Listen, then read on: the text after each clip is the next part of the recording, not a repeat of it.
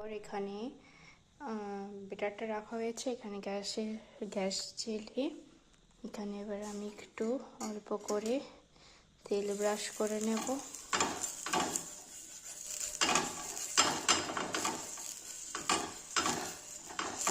তেল ব্রাশ করা হয়ে গেলে চুলাটা তবে আস্তে রাখতে হবে। এবার আমি ব্যাটারটাকে দিয়ে দেব।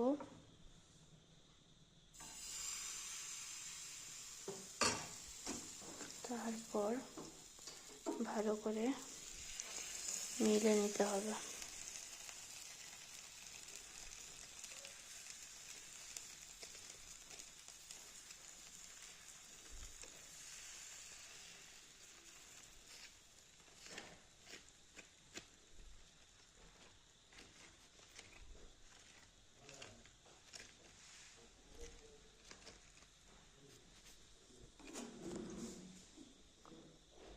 তারপরে আমি এটা একটু দেখবেন হয়ে এসছে, উল্টে নেওয়ার চেষ্টা করব।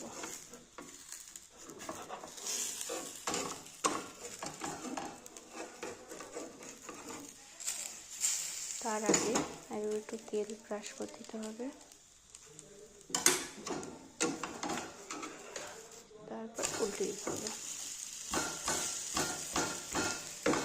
ভালো করে ভেজে নিতে হবে। দেখুন গাইস হয়ে আসছে। এরপর তুলে রেখে দিলাম টানা।